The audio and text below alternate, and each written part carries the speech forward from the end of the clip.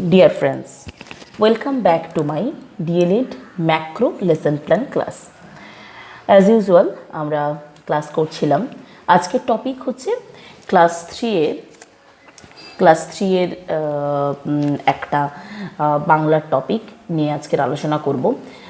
বাংলা মানে ক্লাস 3 এর আমরা চাষ করি আনন্দে, রবীন্দ্রনাথ ঠাকুরের লেখা আমরা চাষ করি আনন্দে, এই টপিকটা নিয়ে আলোচনা করব।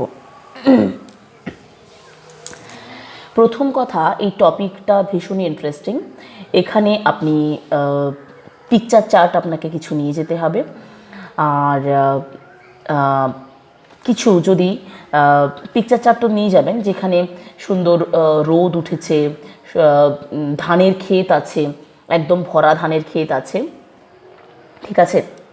তো এরকম চাষি চাষ করছে, এরকম একটা সুন্দর গ্রামের দৃশ্য যেখানে চাষ মানে অন্ততপক্ষে পুরো চাষের জমি দেখা যাচ্ছে, সেরকম ধরনের একটা ছবি আপনাকে তুলে ধরতে হবে চার্টের মাধ্যমে বা বড় আর্ট পেপারের মাধ্যমে। একদম ধান গাছের ক্ষেত, এরকম গ্রামের দৃশ্য সম্বলিত একটা ছবি হচ্ছে এই বিষয়বস্তুর টিএলএম। আর একটা বলি, যেহেতু রবীন্দ্রনাথ ঠাকুরের লেখা, আপনাকে কিন্তু রবি ঠাকুর সম্পর্কে কিছু পড়ে যেতে হবে। মানে বলতে চাইছি, রবীন্দ্রনাথ ঠাকুরের কিছু রচনা যেরকম এখানে রয়েছে সহজ পাঠ, কথা ও কাহিনী, তারপর রাজশ্রী, ছেলেবেলা, শিশু ভোলানাথ, হাস্য কৌতুক, ডাকঘর, এই যে কিছু রচনা তার লেখা, এই রচনাগুলোর কিন্তু কিছু নাম তাদেরকে জানাতে হবে। রবীন্দ্রনাথ ঠাকুর কবে নোবেল পুরস্কার পেয়েছিলেন সেই সালটা তাদেরকে জানাতে হবে। বিভিন্ন ধারা, বিভিন্ন শব্দের অর্থ তাদেরকে জানাতে হবে। রবীন্দ্রনাথ ঠাকুর সম্পর্কে বেশ কিছু কবিতার নাম বলতে পারেন আপনি। রবীন্দ্রনাথ ঠাকুরের জন্ম কবে, মৃত্যু কবে, এই 1861 সালে জন্ম, 1941 সালে মৃত্যু, এই ছোট্ট ছোট্ট করে রবি ঠাকুর সম্পর্কে কিন্তু আপনাকে তাদেরকে ধারণা দিতে হবে। এবং দুটো রাষ্ট্র, ভারত এবং বাংলাদেশের জাতীয় সঙ্গীত যে তারই রচনা, এই বিষয়বস্তুটাও কিন্তু তাদের কাছে তুলে ধরতে হবে। তো চলুন আজকের বিষয়বস্তুতে চলে যাওয়া যাক। আমি তাহলে কি করবেন, উপকরণ কি করবেন বলেই দিলাম। সুন্দর একটা চিত্র থাকবে, এরকম একটা চিত্র চার্ট মানে বা পিকচার চার্ট হবে, যেখানে ধান গাছের ক্ষেত থাকবে এবং সুন্দর একটা গ্রামের চিত্র থাকবে এবং যেখানে চাষ করবে মানুষ, ঠিক আছে, সেরকম একটা দৃশ্য। তো যাই হোক, বিদ্যালয়ের নাম, শ্রেণী, 3য় শ্রেণী, আর বয়স হচ্ছে 8+। যাই হোক, এগুলো তো আপনারা জানেন, তাই এটা আর বলার খুব একটা প্রয়োজন নেই। বিষয়তে চলে আসি। বিষয় হচ্ছে বাংলায় লিখবেন, ঠিক আছে। একক আমরা চাষ করি আনন্দে, উপ-একক আমরা চাষ করি আনন্দে, ভোরে চষা মাটির গন্ধে। এই টপিকটাকেও দুটো ভাগে ভাগ করে নেওয়া হয়েছে। এই এত দূর একটা টপিক আর এখান থেকে এত দূর একটা টপিক। প্রথম অংশটা আজকের হবে, কারণ পুরো কবিতাটা আপনি মুখস্থ করতে দিতে পারবেন না বা বোঝাতেও পারবেন না, তাই প্রথম অংশটুকু, কারণ আপনাদের সময় কম, প্রথম অংশটুকু নিয়েই কথা হবে। এই আমরা চাষ করি আনন্দে, মাঠে মাঠে বেলা কাটে সকাল হতে সন্ধে, রৌদ্র ওঠে বৃষ্টি পড়ে, বাঁশের বনে পাতা নড়ে, বাতাস ওঠে ভোরে ভোরে চষা মাটির গন্ধে। এই পর্যন্ত আপনার কিন্তু আজকের টপিক। সেটাই বলেছে, আমরা চাষ করি আনন্দে, বাতাস ওঠে ভোরে ভোরে চষা মাটির গন্ধে, যতটা পড়াবে সেইটুকু আজকের পাঠে লেখা হয়েছে। এবার আসি সাধারণ উদ্দেশ্য। ছড়াটির বিষয়বস্তু জানতে পারবে, ওই কবিতার কবির সম্পর্কে জানতে পারবে, বলেই দিলাম রবি ঠাকুর সম্পর্কে। নতুন নতুন শব্দের পরিচয় ঘটবে। এই যে রোদকে রৌদ্র বলে, এই যে চষা মাটিটা কি সেটা জানবে। তারপরে ধরুন এগুলো চষা মাটির গন্ধে, এই বিষয়বস্তুগুলো জানবে, ঠিক আছে। বিশেষ উদ্দেশ্য ছড়ার মূল বিষয়বস্তু বুঝতে পারবে, বিভিন্ন যুক্তবর্ণের সঙ্গে পরিচয় ঘটবে, বৃষ্টি, এগুলো এই যে তোমার যুক্তবর্ণগুলো। আচ্ছা, চাষ সম্পর্কে বিশেষ জ্ঞান অর্জন করবে, মানে কিভাবে চাষ হয়, কারা চাষ করে, কোথায় চাষ হয়, চাষের জমিকে কী বা বলে, চাষি মানে যে চাষ করে তাকেই বা কী বলে, চাষি বলে, এই বিষয়বস্তু সব মানে চাষ সম্পর্কিত ধারণাগুলো তাদের কাছে আসবে। আচ্ছা, আপনি এটাকে একটা কাজ করতে পারেন। আপনি আজকের পার্ট একক ঠিক আছে, উপ এককটা বাদ দিয়ে, যেহেতু খুব বেশি বড় নয় কবিতাটা, আজকের পার্ট মানে পুরোটাই করে দিতে পারেন। এটা আমি কেটে দিলাম, আজকের পার্টটা থাকবে, আমি আজকের পার্টটা কাটলাম না। আজকের পার্ট সমগ্র অংশ, ঠিক আছে, সমগ্র অংশ দিয়ে দেবেন। এমন কিছু ব্যাপার নয়, এটা খুব বেশি বড় কবিতা নয়, তো আপনি বুঝিয়ে দিতে পারেন, সমগ্র অংশ রাখতে পারেন, ঠিক আছে। তাহলে পুরো কবিতাটা থাকলে এটা একটা একটা নির্দিষ্ট মেসেজ দিচ্ছে, নির্দিষ্ট ধারণা, একটা নির্দিষ্ট ভাব প্রকাশ করছে, তো খুব একটা বড় কবিতা নয়, তাই এটাকে না কাটার দরকার নেই, তাই সমগ্র অংশটাই পড়িয়ে দেবেন। সাধারণ উদ্দেশ্যে চক, ডাস্টার, নির্দেশক যন্ত্র, ব্ল্যাকবোর্ড, বিশেষ উপকরণে একটি চিত্র অথবা ছবি সম্বলিত চার্ট, যেটা আমি বলে দিলাম। আয়োজন স্তরে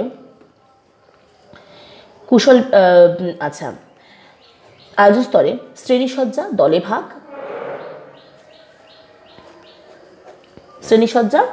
ভাগ, ঠিক আছে।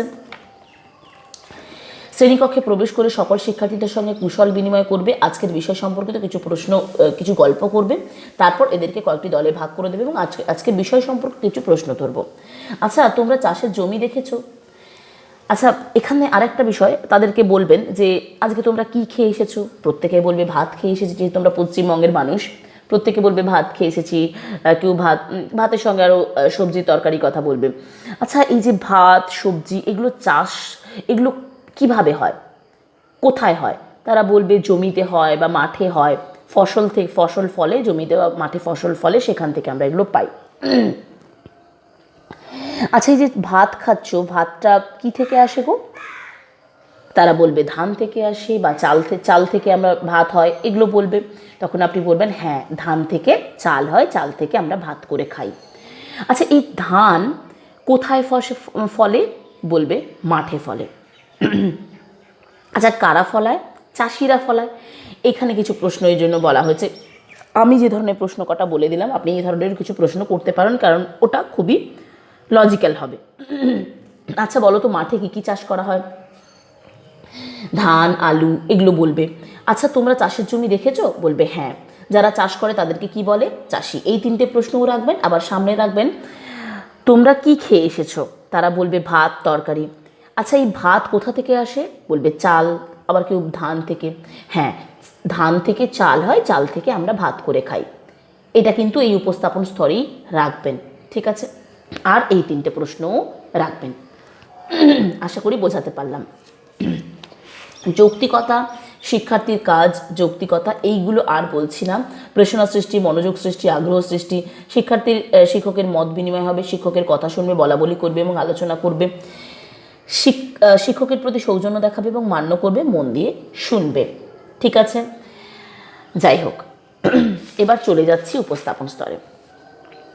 ছাত্রছাত্রীদের কবিতাটি পড়বে এবং চাষ ও চাষের জমি সম্পর্কে জানবে।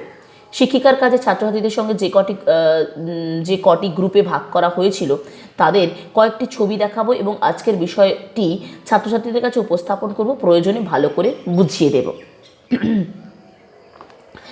এখন কিছু আপনি ছবি এঁকে নিয়ে যাবেন, যেরকম ছোট্ট একটা ধানের ক্ষেত, ধানের জমি, সুন্দর একটা ছোট্ট, এরকম ছোট, বড় তো করলেন, গ্রামের দৃশ্য, সেখানে ধান গাছ হয়েছে, সেটা তো করবেন।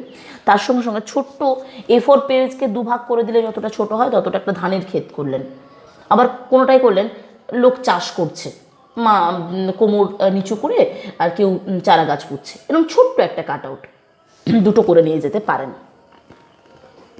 এখানে বিষয়বস্তু সম্পর্কিত প্রশ্ন হবে, বলো তো তোমাদের কাছে কি ছবি আছে? বলবে একটা ধানের জমি। ধান গাছ থেকে কি কি জিনিস পাই বলতে পারবে? জিনিস পাই, তখন তারা সম্ভাব্য উত্তর দেবে। আমি উত্তরটা এখানে লিখিনি, আপনারা দিয়ে দেবেন কি কি জিনিস পাই, আমি মুখে বলে দিচ্ছি। আমরা ধান পাই, ধান গাছ থেকে খড় পাই, তারপরে ধান ভাঙলে, ধান থেকে যখন চাল করব তখন কুড়ো পাই, ইত্যাদি ইত্যাদি পাই। হলো।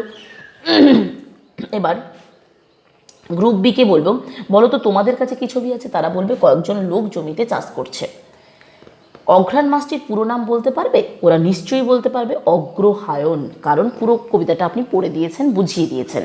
ঠিক আছে, তাহলে এই বিষয়বস্তু সম্পর্কিত কিছু প্রশ্ন করবেন। আরও কি করবেন, এখানে কিছু শব্দের অর্থ এখানে আপনি আমি বিষয়বস্তুতে লিখে দিচ্ছি, আমি বিষয়বস্তুতে লিখে দিচ্ছি যে কিছু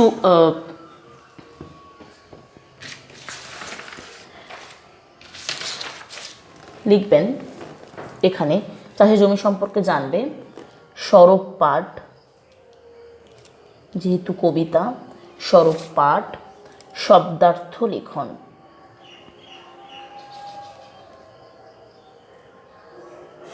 এটা কোথায় করবেন? বোর্ডে। এবার আপনি একইভাবে গত ক্লাসেই বলেছি আমি, ব্ল্যাক আর্ট পেপারের মধ্যে সিলভার কালারের পেন দিয়ে আপনি একটা এরকম এই সাইজের একটা ব্ল্যাকবোর্ড করে নেবেন।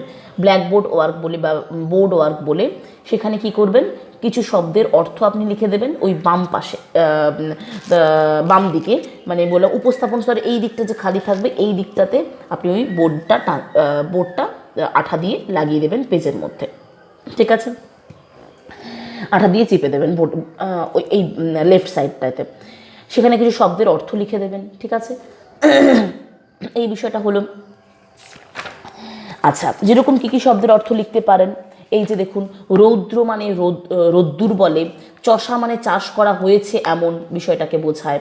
আচ্ছা, তারপর নৃত্য, আচ্ছা, তারপর ধরা মানে পৃথিবী বলতে পারেন, পৃথিবী এটা লিখতে পারেন। অঘ্রাণের পূর্ণ শব্দ অগ্রহায়ণ, এটা লিখতে পারেন। পুলক মানে রোমাঞ্চ, এটা লিখতে পারেন। এই ছোট ছোট করে আপনি বোর্ড ওয়ার্কটা করে দেখাতে পারেন, তাহলে কিন্তু আপনার লেসন প্ল্যানটা খুব সুন্দর হবে। হলো, এখানে কিছু কিছু প্রশ্নের উত্তর দিয়ে দিইনি, আপনি মুখে বলে দিলাম এই প্রশ্ন থেকে আপনি এই পাশে একটু যে উত্তরগুলো বাকি আছে আপনারা সেগুলো একটু লিখে নেবেন নিজের এতে, আমার কথাগুলো শুনুন আর দিয়ে সেটা আপনারা খাতায় লিখে নেবেন। যাই হোক, এবার আসছে মূল্যায়ন স্তর। এখানে কিছুই নয়, আজকের বিষয় সম্পর্কে শিক্ষার্থীরা কতটা শিখলো তা জানবে কর্মপত্র দ্বারা। শিক্ষিকার কাজ, আমি পিডিএফ দিয়ে দেবো, উপস্থিত সকল শিক্ষার্থীকে একটি করে কর্মপত্র দেবো এবং পূরণের জন্য 10 মিনিট সময় দেবো। এখানে 10 মিনিট, একদম প্রথমে 10 মিনিট ছিল, তারপর মাঝে 20 মিনিট, এটাও 10 মিনিট। যৌক্তিকতা ধারণা লাভ, আজকের পাঠ সম্পর্কে ধারণা ভিত্তিক হলো কিনা তা জানবো। শিক্ষার্থীর কাজ যৌক্তিকতা, সময়, প্রত্যাশিত উত্তর, এটা পিডিএফ দেওয়া থাকবে, আপনারা পেয়ে যাবেন। তো আমি একবার দেখিয়ে দিচ্ছি। হয়েছে, এবার আসছি কর্মপত্রে। কর্মপত্রে কি হবে, এরকম ধরনের নিম্নলিখিত প্রশ্নগুলোর উত্তর দাও। সময় 10 মিনিট। চাষের জমিতে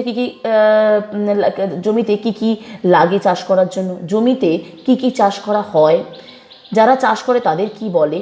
ধান গাছ থেকে আমরা কি কি পাই? এছাড়াও আরও অন্যান্য প্রশ্ন করতে পারেন, কারণ এক্সারসাইজে দেখবেন প্রচুর প্রশ্ন করা আছে। কিছু শব্দার্থ লিখতে বলতে পারেন আপনি। এইভাবে আপনি কর্মপত্রটা তৈরি করতে পারেন। তাহলে আজকের আর টপিক বাড়ালাম না, আমার আবার পরের দিন টপিক আসবে, ইংলিশের টপিক আমি চেষ্টা করছি দেওয়ার। তো আজকের ক্লাসটা এই পর্যন্ত থাকছে। আপনারা সবাই কমেন্ট বক্সে জানান যে কেমন হলো আজকের পার্টটা, আপনারা বুঝতে পারলেন কিনা সবাই জানাবেন। আজকের ক্লাসটা এই পর্যন্তই থাক, পরের ক্লাসে আবার দেখা হচ্ছে আপনাদের সাথে। টাটা।